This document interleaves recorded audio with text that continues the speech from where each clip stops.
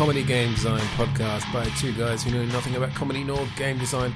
I'm Ben Slinger, and with me as always is Trevor Scott. Hello. Hello. I am here. It is late on Sunday night. Yes, we are recording a bit late because we've both been a little bit under the weather, but we have recovered for the most part. Yes, we're ready to record. My lungs are full of phlegm. Delicious. So I'm going to start us off before we jump into some click pitch. Little short bit of backstory. I have been going back through our old episodes of our podcast and documenting each of the ideas that we come up with per episode for a variety of reasons. One, I'm really curious how many game designs we've come up with over the years, and I'm looking forward to eventually getting to a number. But number two is because I'm sort of putting together a list of candidates for game prototypes that I might actually want to build in the future, getting into a bit more game dev stuff. So when I come across these, I kind of give each one a little bit of a feasibility score, and often other ideas will spin out from it. It's very technical. Like he comes up with he showed me the metrics the other day. It's insane. Like I can't believe that he has to type in all this stuff into this computer program, and it spits out on a dot matrix printer the feasibility score, and gives that's it. It's very 80s style. Yeah. I wanted to be retro about it. But I was listening to one episode, and it kind of spun off into another idea that I thought was really fun. That I would potentially do as a prototype, but first that I wanted to bring up as a pitch for an idea on the show, because I thought it'd be fun to talk about. So the episode that this came from was episode 11. Trevor, do you know which one that is? Off the top of your head. It's before competitive ornithology. It is competitive. Oh, it is competitive ornithology. So there you go. There you go. With the great Pete Corelli. Yep. From Game Australia, and it's actually the first game from that episode where we talked about what sort of ended up being an FPS survival game set in the Star Wars universe. Ooh. Really based around cutting open tauntauns and living inside them. Yeah. But something struck me that we sort of talked about in that episode, in that game idea, was the idea of using these corpses of animals as your sort of tools, and that everything was coming from that.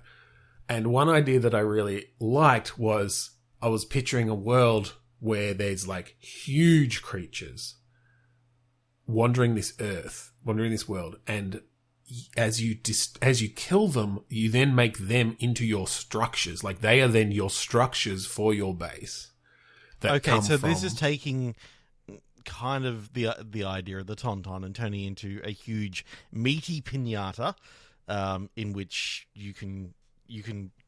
Well, it's not only less structures, and so therefore you've got to kill some of these things at the right time.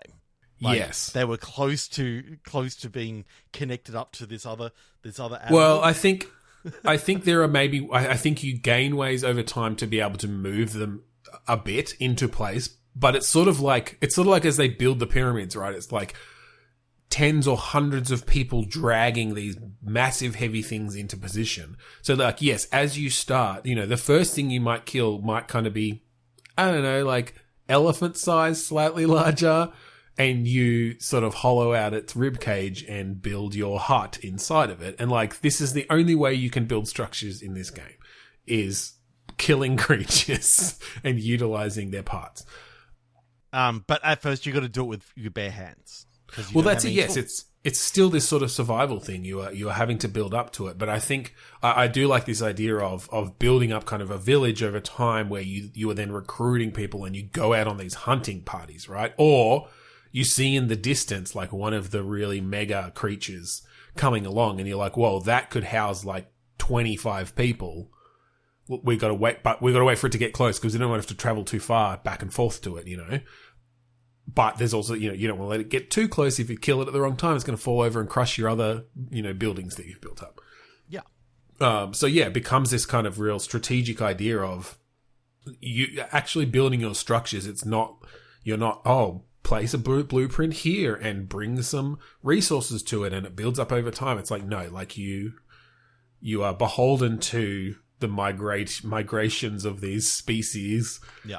And yes, you might have some tools later on to actually be able to like move them around a little bit or drag them into place before you start actually sort of building on top of them. But I don't know, that idea just really struck me as fun. I do like the idea that at one stage when you break open one of these meaty pinatas, that an actual like piece of technology falls out. Yeah, like, yeah, you could have some, random generator stuff like that. That starts getting you to think that, where else in the world are these animals picking up these technology bits and pieces, and are they actually made of technology, or is it just a... Well, yeah, perhaps. And I mean, I just like the general idea of it might not just be for killing them for, structures or other tools, but utilizing the animals in your environment for all sorts of gameplay elements. Mounts is obviously a common one, but I don't know, sending messages between areas or... because it starts off with Star Wars, I'm just thinking, how do you open these things up the easiest way? And it's like with a lightsaber in the Star Wars universe, like, yeah. But if you don't have a lightsaber, how do you open these things up? Like, do you have to? I think it's very gory. It, like, I think if you've killed, you're going to build it up, right? If you've killed sort of a small toothy animal with your bare hands, then you've managed to get like some teeth and made some sort of knife out of teeth and bone that now you can like use that to kind of saw open some of the larger animals.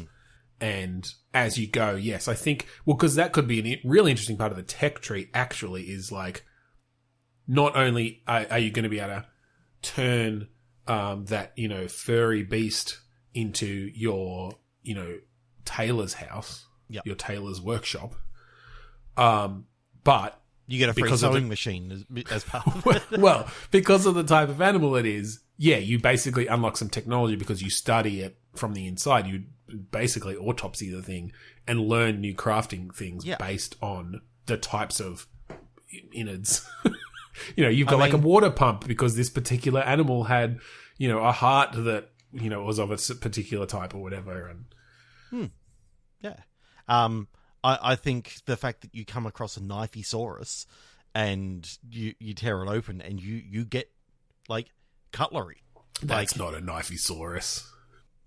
I only thought of that because you said like sharp implement and saw, and I'm like, it's a knifesaurus. Like, but oh shittysaurus. Do you think he saw it? Yeah, no, exactly. I think the different types of animals, like it very much becomes a kind of wildlife discovery kind of game, but really tied in then to your survival. And mostly I just love the idea of kind of like a huge creature, like just a massive creature, and you just end up like slicing the top off it and assigning rooms inside its ribcage, like. And then I'm just imagining that you got to take, like, you got like a carrot sort of thing. You're leading this small animal along into your bedroom. You kill it, and it's like, okay, now open the chest of drawers. Yeah, yeah, exactly. Yeah, it's kind of a bit body horror in a way. There's like heads and teeth and tongues on everything that, you turn off your light. It's like you're pulling the uvula in the throat. I mean, literally, I'm seeing this as the most gory version of the Flintstones that there ever was, because like instead of using rocks and all that sort of stuff to build their houses, no, they killed the Brachiosaurus and and I don't know how they deal with rot and like bugs and stuff. Maybe that's part of the tech tree as well, though. Like maybe these animals are only maybe these structures only last a certain amount of time as well. Like that could be part of the challenge, is that you are actually having to constantly like, maintain or just it rots away and now you need to kill something else, or it it could also just be the early game of... You could end up with actually more permanent structures. But I do like the idea of just the massive creature is like the end goal. It's just like you have your whole colony inside this thing. Wow. Yep, I did not expect that's where we were going to be going when we first started this. No, that was the plan. Wow. Click Picture's a game where we each have a random word generator in front of us, and on the count of 3, 2, 1, click, we're going to throw words at each other after getting them from a random word generator. And yeah, we'll get 2 words today, adjective and a noun. We'll see what happens when we throw them together. Yeah. See what game design happens, and then we'll stop in about 20 minutes' time. Let's do it. Fool touching. Practicing myth. Ooh, okay. Now, I have fool as in you're a fool. Yes. Not like fool. So, I mean, myth, fool, my mind immediately went to the Fool's Errand and that sort of idea of a puzzle sort of game. But Robin Hobb. But more based around myths, like mythological creatures. Like so mythological creatures. Sort of like a... Wait, what was Fool's Errand? Is it the book? No. Oh, yeah. Yeah, there's a novel. That's what I got that right. Is that what you're talking about? Oh, I'm talking about the video game, The Fool's Errand, which was the puzzle game that had like the Book of Thoth and I don't know. High Priestess, and it was all that game. All the word games and the puzzles and shit. That you did at the Never carnival. played it. Yes, never played it. No. Never played it. We have talked about the Fool's Errand before in this fucking podcast. When you get to it, you'll go, "Oh shit!" Like I'm looking at it right now. I do not remember it. I don't think I've played it. We have talked about this fucking game on this fucking podcast. I don't think we have. We fucking have, and I can't wait for you to get to that episode. At around 60 or 70, and you go, "Yeah, we did it." Okay, but I'm pretty sure in that episode I will have said, "No, never played it." I'm sure that we have. But anyway. We'll see. I'm going to keep an eye out for that one. Anyway. The Fool's Errand is a puzzle game where a whole heap of puzzles that really don't necessarily mesh well together and all this sort of stuff. But the idea of it's a story that goes through, and he has to solve puzzles as he goes through. Okay, yeah. And I thought the idea of word puzzles and logic puzzles. Yeah. Of you being a cryptozoological investigator, but solving these sort of puzzles and putting it all together in this. So is the gameplay really based around the puzzles then? Yeah.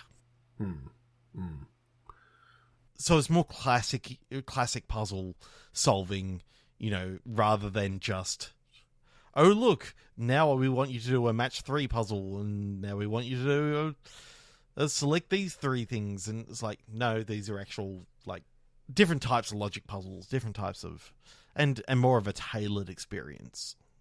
Yeah.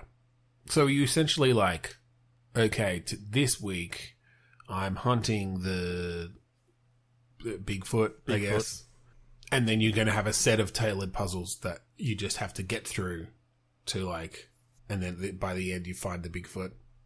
And you may not find anything about it. You may I like the idea of not necessarily finding the Bigfoot, but you're finding clues along the way. So yeah, I mean the way I could see this working is kind of with some almost visual, not necessarily visual novel stuff, but like narrative stuff that goes along with it, where you're sort of playing through.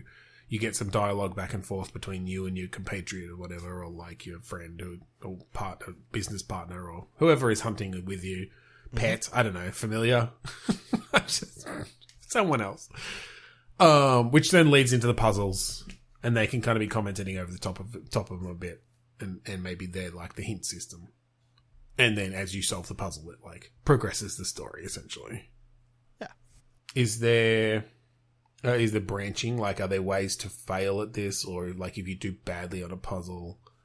No, I think it's just a relatively straightforward thing of okay, you may not be able to solve this puzzle right now, but you can come back to it. Like you'll have like 2 or 3 things open at once, and they're what it feels like to me then is a mobile game where you're regularly releasing, like, this month's content doesn't even have to be regularly releasing. You can just do it as a pump and dump sort of. Yeah, no, you could, but I just mean like part of the ongoing strategy if you were to release a game like this would be like, all right, we're releasing hippogriff content this week, like bunch of new puzzles, new story stuff, and you'd have fans who stuck with it forever, you know. As long as you had a good puzzle master. Oh yes, very important. Because the puzzle master, he's a no-nonsense kind of guy. Like, I could imagine the puzzle master being, you know, the sort of guy who would make sure... Make you say puzzle master, like that, whenever you said his title. Yeah. Yeah. With that... I get it. You know, the slightly upper classiness of it. Yeah. He's that no-nonsense. Like... Yeah. Puzzle master. Puzzle master. Puzzle master. He's so puzzling, and he's a master at it. Did you even feel in the audio my eyes open with that? Oh, I'm sure our audience really felt it right down to their toenails. Let's go again. Painless workload. Pathetic architecture. Painless workload. Okay. Workload and architecture make me think of some sort of like construction, like bricklaying kind of thing, or like putting down it's concrete and like it's speed building sort of thing. Like, oh, it's interesting, speed building, but you have to stay within like architectural principles. Like there's like we're measuring load bearing and there's physics stuff going on here, but you can have little shortcuts and stuff like that. Like, that you can make. Just put a couple of bricks around here and fill it with concrete. That'll be fine. You know. Yeah, I guess it depends on what your, like, success metric is. Is it just that it has to stay up for a day, you know, or is it just has to stay up for a year? It just has to pass inspection. Right. After that, it's their problem. Look, you probably shouldn't be using the foreman's body as a permanent load bearing thing, but he doesn't feel any pain. It's fine. He's a load bearing foreman. Is this a multiplayer like antagonistic? That's not the word I'm thinking of, but like one person builds something and then the other person plays the inspector, and they have to find what's wrong with it. And so it's about like understanding the rules on both sides, but with one side trying to find the loopholes on how to get around the rules, and the other side trying to like catch them out in not meeting those loopholes. So like, yes, technically there's nothing in the rules that says you can't pour concrete over the foreman and have them be load bearing, but the like tensile strength of his arms is not up to scratch as demonstrated, and you know you get a red X against your name for that. But that's only one. If you pass the rest, then you're okay. Yeah, you get 3 strikes. Like as is correct in any building, you get 3 strikes, and it's on the 3rd strike that's condemned. That it's condemned. Yeah. Other than that, it's fine. Yeah. And so I could imagine just like it could be perfectly built, but it just forgot the roof, and that's just one strike. That's just one. I mean, there's only one. Like it's rule 17 that there must be a roof, but that's just one rule. Yeah, and just because they forgot the entire side of this high rise, like it's just one rule. That's but one. Did you see how much money they saved? Exactly. In fact, technically, they forgot all the walls, but that's just one strike because it's just walls. There's just a checkbox for walls. That's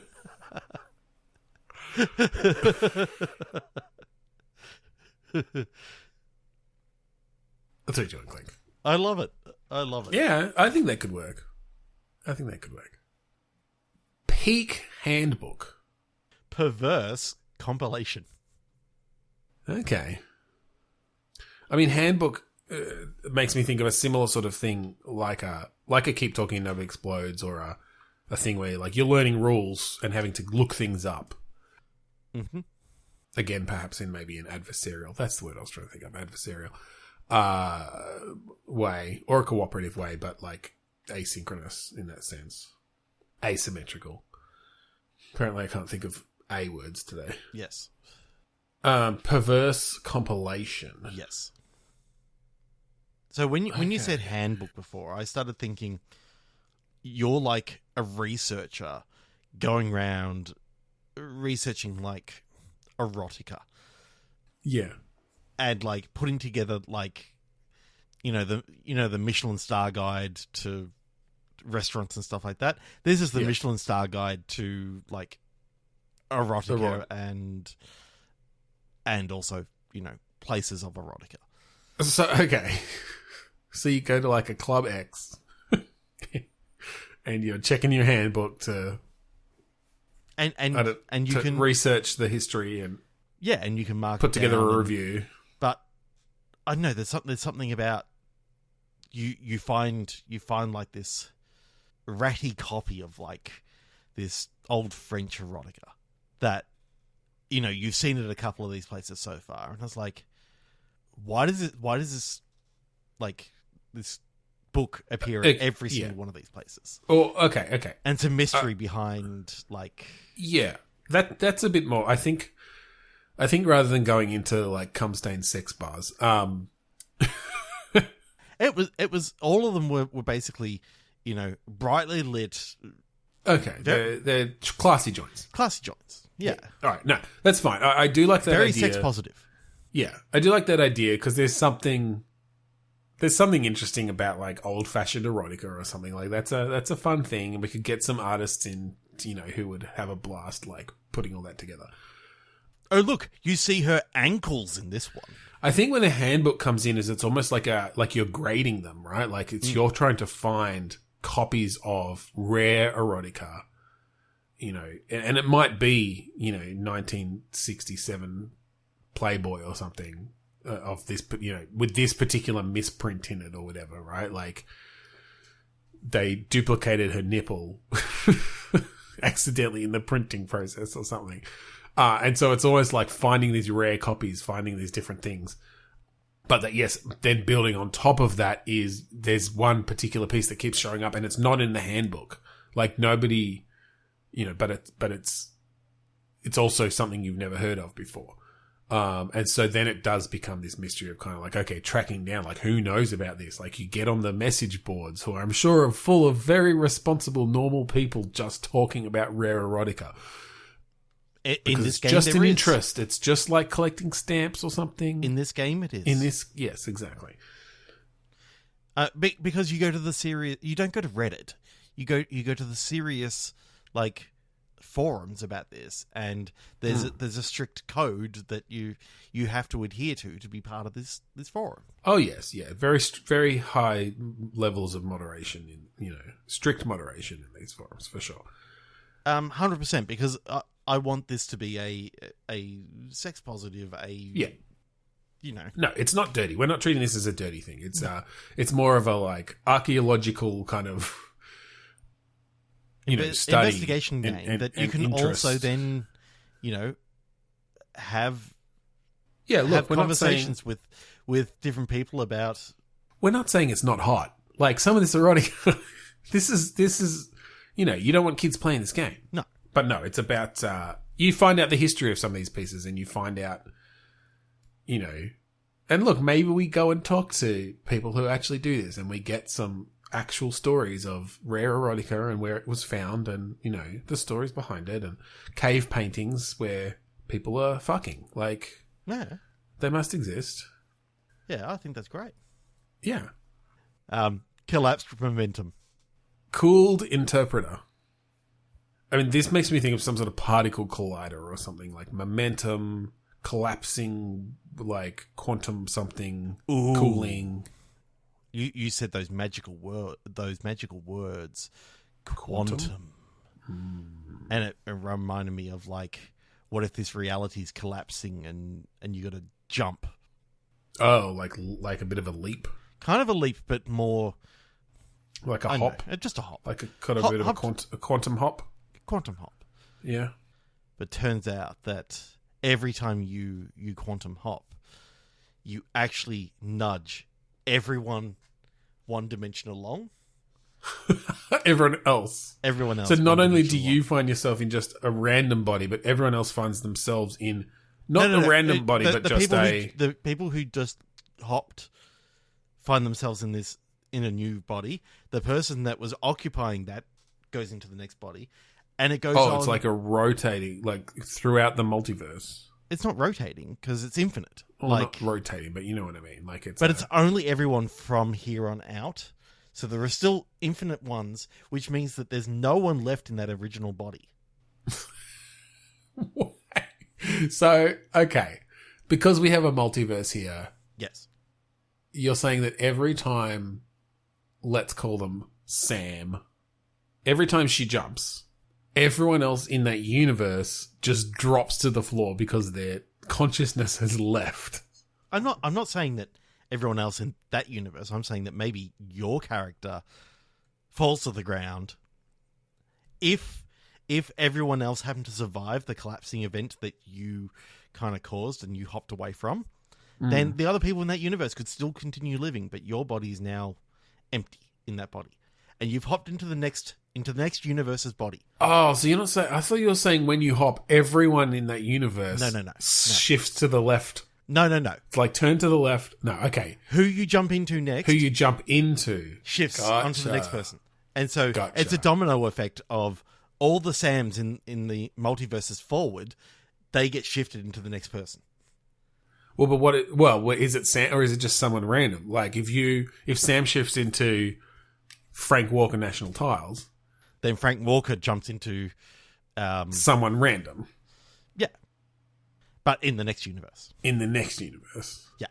So the first time this happens, Sam figures out quantum hopping. Yes. She hops into someone. Yes. Frank Walker from National Tiles, just to make things nice and clear for everyone. She essentially creates an infinite number of quantum hoppers then. Yes.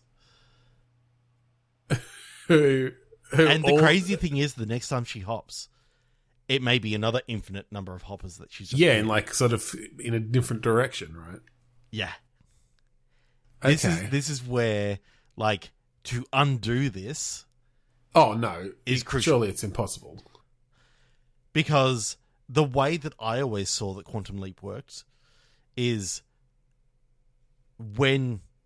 It was Sam, wasn't it? Yeah. In the original one. Yes, when he hopped into someone, when he hopped away, that person just dropped to the floor dead. Like, there was no soul left in it. So he solves their problem. Yep. He solves their problem and then leaves drop dead. And leaves that body soulless because the art of him or the act of him hopping into that person has obliterated what was there of the consciousness and soul. Yeah. Right.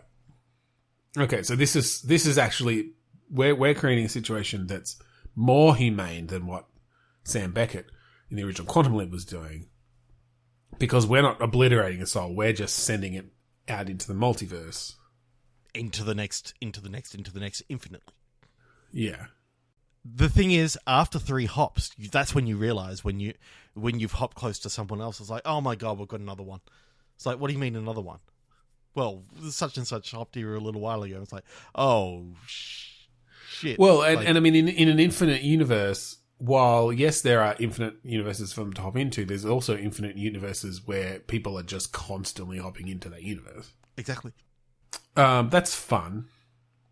I like the idea that you go through a couple missions before you like figure this out, and it is that you hit one of these universes that seems to constantly have people hopping in. Like they've got tourist stuff set up for quantum hoppers because there's just some weird statistical freak that their particular universe gets hit attracts every single time. Yeah. And it's constant. Like, yeah. People are coming in, going out, coming in, going out. Like, it's almost like the Crossroads, but it's the infinite crossroads. Yeah. Where so or is it the convergence? And it might, yeah. It's like a which universal means ley line. You may eventually okay. You then do like a real dangerous leap. Like, you know, it's dangerous.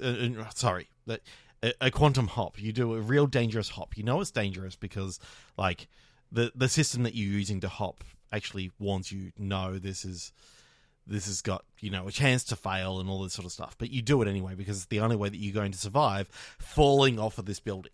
Like, okay, so you hit that's what's going to trigger it. You come in and you wake up, and everyone in this world is collapsed. Has just jumped off a building. Oh no, as in that there's no consciousness left on this. Right, entire world. you found a universe. This is universe zero.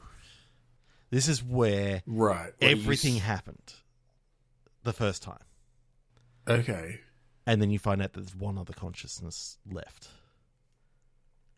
and it's another you. Well, wait, how does that? Like, from a different universe? From a different universe. It's another Sam Beckett. Sorry, we didn't actually say. We didn't say that. No, it's a different Sam. It's definitely Sam. It's definitely related. She's definitely related to the original Sam Beckett in an Easter eggy sort of way. Beckett's her maiden name. Yeah. Well, her mother's maiden name. Yeah. Somewhere back there. Yeah. So I like the idea that you find someone else and it's just an AI. Okay. It's an AI, and they're saying, "Oh, we didn't realize there was anyone left." And it's like, you start realizing there's something wrong about this AI. It's now focusing all its time on you. No one else in this world is, like, all the bodies are kind of breathing and almost in hibernation sort of thing, which is why you're able to drop into this thing. I think the real aim of the game is to do something that Quantum Leap could never do. Finish. Clean up the mess. That, given the mess that we've just described, that sounds like a big ask. But yeah, okay. You know who does it in the end? The other Sam? No, Roger Wilco. Janitor extraordinaire. It's a Space Quest crossover. It's a Space Quest game. Yeah. Maybe. All right. Sure. I mean, yes, and. I know. I'm just still trying to think through the implications here because I'm assuming we're sort of saying that this whole process started with Sam. The craziest one was when the baby went into the pilot. Well, but hang on, because yes, that's true, but like, how do you even find out about that in this game? You know, I definitely like this idea of, you know, that you're Sam. You think you've invented this marvelous technology that you found on old fucking punch cards from your great grandfather Sam Beckett, or from Al maybe, uncle. Mm-hmm. Yeah, great uncle, whatever. Punch cards. No, it's written in C.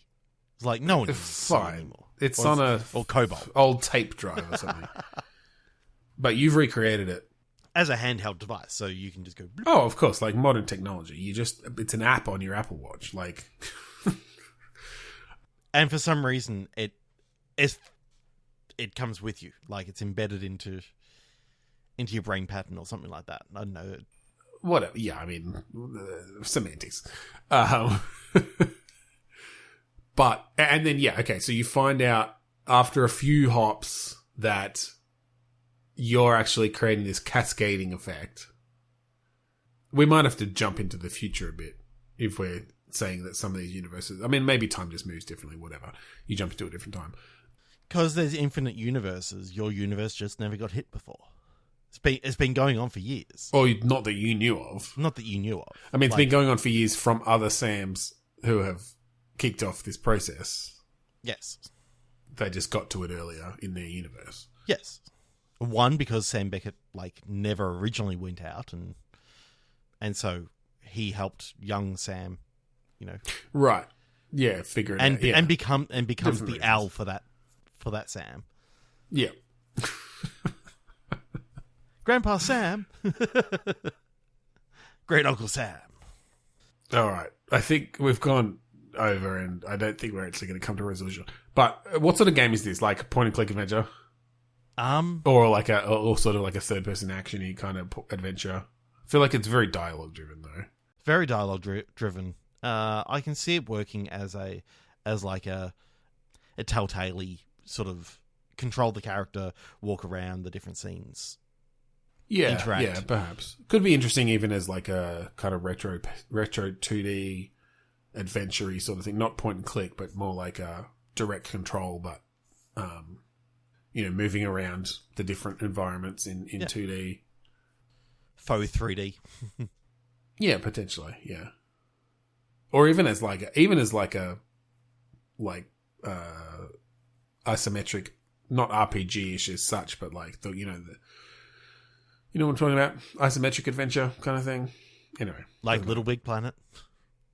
That's not where I was going more to something like... Fucking... What's a... You know the one that I'm talking about. Twinson's fucking... Yeah, that's Little Big Adventure. Little Big Adventure. I was thinking more like a Planescape Torment or something, or like a... those are more RPG-ish. No, what's... Bad taste in my mouth. Really? Yeah, I'm a big fan of those. Or like a Pillars of Eternity or something. That sort of style. Anyway, we're rambling. We're at 40 minutes. That's the end of the episode. If you would like to find us online and all of our previous episodes, including episode 11, Competitive Ornithology with Pete Crowley, going back, that inspired that first game that we did today, go to podchaser.com/bitstorm and check them all out. If you like the song that we play at the start and end of each episode, that song is called Mount Defiance off of the album Containment Failure by the band Kuradust. Go find it at kuradust.bandcamp.com for free. Free, that's I tell you. So thank you again for joining us this week on Bitstorm. I'm Ben Slinger. I'm Trevor Scott. Puzzle Master.